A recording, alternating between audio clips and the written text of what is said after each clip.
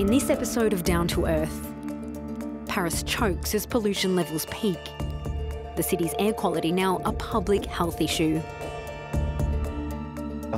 Just living in Paris causes a loss of life expectancy of between 8 and 22 months. The French capital wants to lead by example in the countdown to the climate conference in December. Carbon emissions to be slashed by a quarter in the next 5 years, starting with cleaner transport. To say that Paris will be a world bike capital is ambitious, but it's achievable. Time to be intelligent with technology. We head to Nice, a smart city with thousands of sensors to help save energy. It's like Big Brother because you have thousands of pieces of data in real time that are collected in a storage center.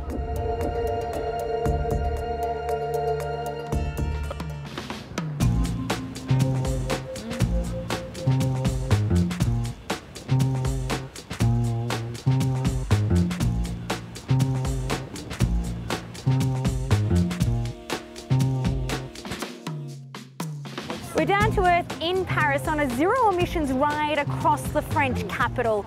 The solo wheel is the latest in electric transport, but how far can a city go? As host of this year's climate change conference, we're testing whether Paris is fit for the job. Once you get the hang of it, the solo wheel is among the fastest, cleanest ways to get around a city. Balancing on the one wheel, a rider can travel up to 20 kilometres per hour. Autonomy, 20 kilometres, with just 1 hour of charge.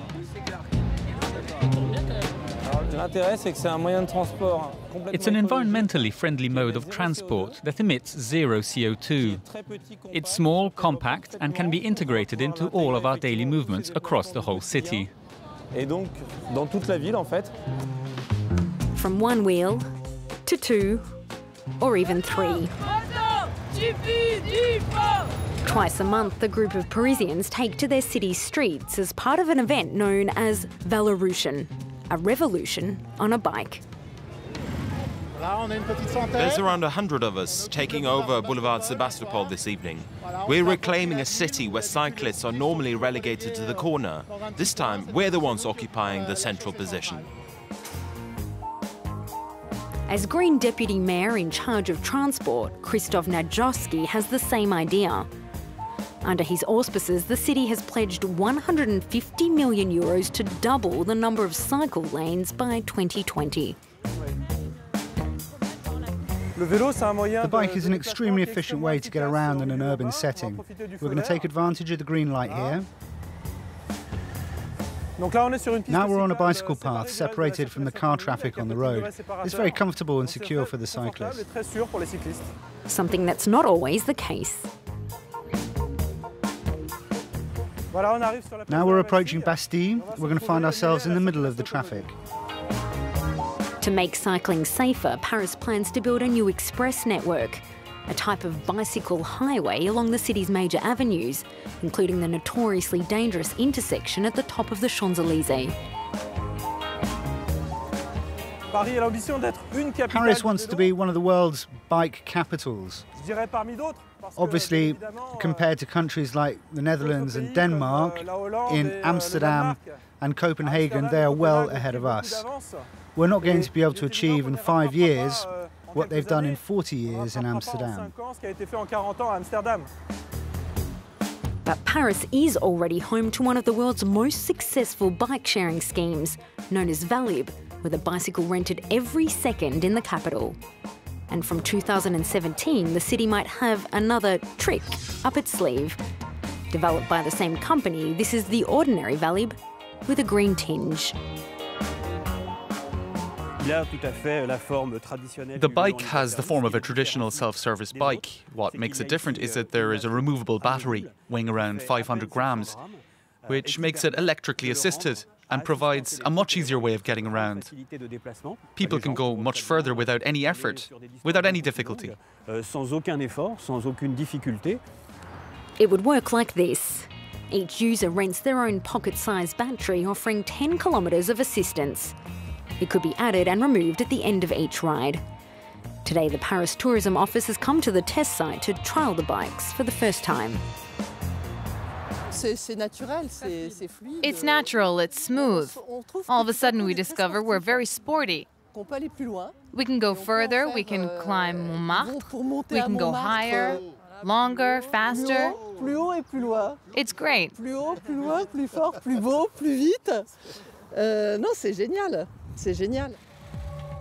More bikes means less cars, in a bid to avoid images like this. The most famous landmarks in Paris obscured in a haze of smog.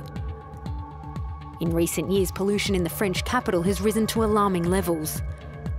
At its worst, in December 2013, walking the streets of the city was likened to heavy passive smoking, the equivalent of being trapped in a 20 square metre room with 8 smokers.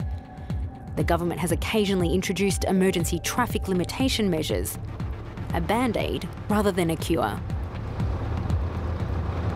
Why are we seeing more regular peaks in pollution here in Paris? Paris is the city in France with the highest concentration of vehicles, and the majority of these vehicles, 2 out of 3, run on diesel. Diesel emits a lot of fine particles, which is the primary pollutant in France. What does it mean then for the people like us that live here in Paris? There are European studies which show that just living in Paris causes a loss of between 8 to 22 months of life expectancy. We live a shorter life because of the increase in air pollution, notably because of the diesel vehicles, so it's a major public health problem. All cities, though, must have this type of problem. Where does Paris fit in compared to other major European cities? Paris, when compared to other European cities, is running behind on air pollution. It took some time before the city realized that it was a real public health problem. London and Berlin are doing much better after putting in place low emission zones, areas where the most polluting vehicles are forbidden from entering. So really here we are kind of a bit more reactive than preventative. Yes, and the problem is we don't anticipate enough the peaks in pollution, even though, like the weather, we can anticipate it.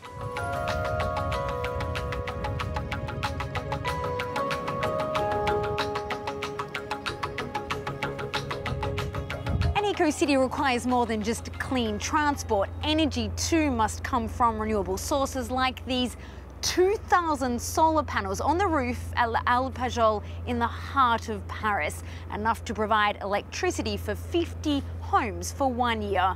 This is the largest installation in Paris, but there's more to come. Several kilometres away, the sun is rising over another source of renewable energy. Metropolitan Paris sits on a hotbed of geothermal activity. It's already home to the world's second largest concentration of wells, behind only Iceland.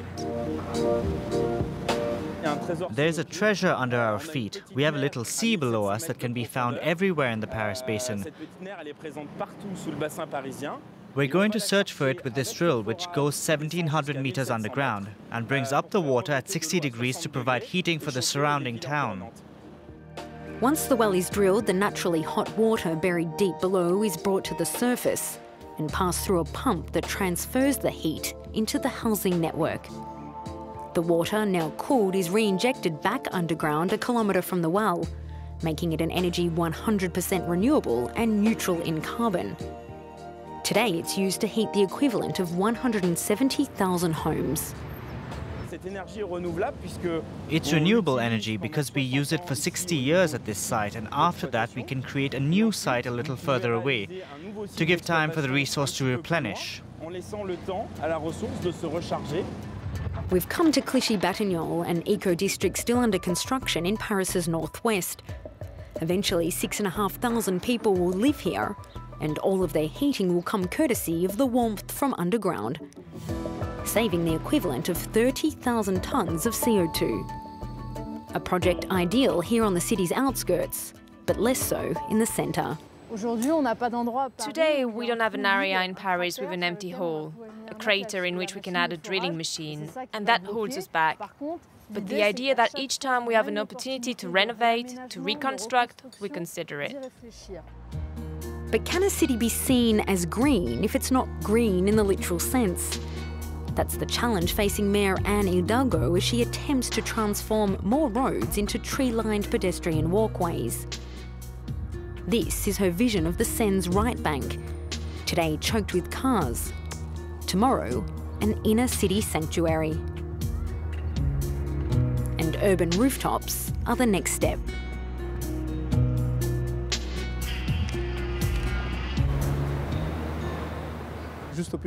Here at the foot of the Eiffel Tower, we have a garden of 600 square meters with fruit and vegetables available. And on the other side, we've built a hen house, so we have lots of diversity to be able to create different meals. This is Chef Alan Losbar's private garden. We've got 4 today. A breath of fresh air from the kitchen and a chance to grow not only the freshest produce, but also ingredients which are not always available to buy. That's the Japanese mustard leaf, which tastes like wasabi. Taste it. It really tastes like wasabi. It's spicy, very spicy. Today, between 10 to 15% of his vegetables come from the restaurant's garden. Transport emissions, 0. The Japanese mustard leaf is now a type of pesto, ready to be served to the hotel's guests. All of the produce is cultivated without chemicals, only a natural fertiliser. But with Paris's air pollution, are these vegetables as safe to eat as those grown outside the city? It's a real question. The air is obviously more polluted in Paris, but we tested several pollutants and we never had a problem. It doesn't accumulate more pollution than vegetables or fruit that we buy in the supermarket. We did all the tests. We're below the norms. Wasim and his friends are on a clandestine mission. In secret and without authorisation, they plant flowers across the city, on land which does not belong to them. Normally, we don't have the right because it's a public space, and there are many rules around doing something here. We have to break the laws a little just to make the city green, which is somewhat ironic. Wasim calls himself a green warrior. His battle today, to use waste, here recycled wooden pallets, to build a wall of flowers at a suburban park near Paris.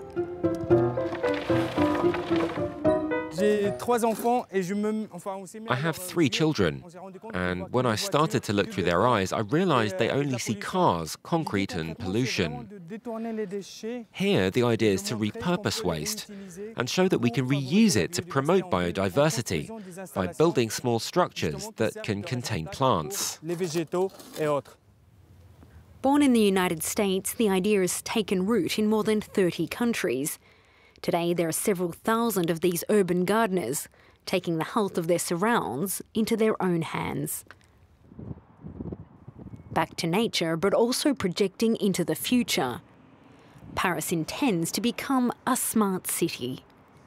And for advice, it needs to look no further than Nice. The southern French metropolis has been voted the world's 4th smart city. After only Barcelona, New York and London, its streets are scattered with sensors, chips and antennas capturing thousands of pieces of data, whether we like it or not. Including here on the Nice beachfront. Nicolas Martin's bike is equipped with sensors. They're measuring the level of ozone, an unhealthy gas that accumulates on hot days. Well, ozone is a pollutant which is a little vicious. It is colourless, it doesn't have an odour, and the Promenade des Anglais here in Nice is where there is the most ozone. Months of research have produced a map that outlines the zones in Nice where ozone pollution often reaches dangerous levels. The data will be used by BASF, the world's leading chemical company.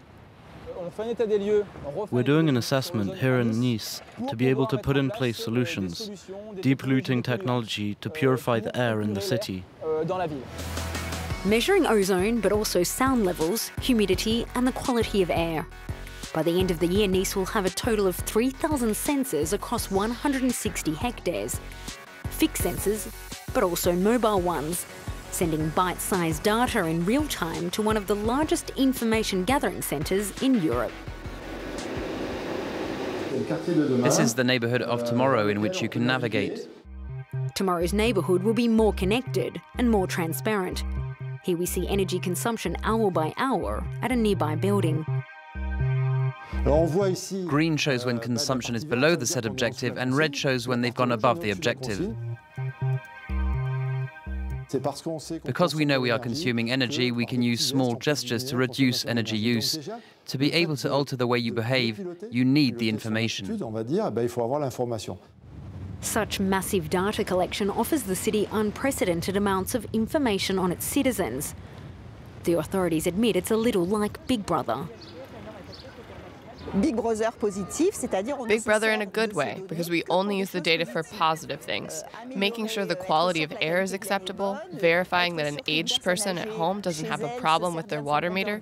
So all of this data is used in a way that is very positive. By 2050, almost 70% of the world population will live in urban areas. The city of tomorrow is being imagined today. Ready, set, go. The countdown to the Paris climate talks is underway. The backdrop, a city that has started to turn towards a greener future, while acknowledging how much further there is still to go.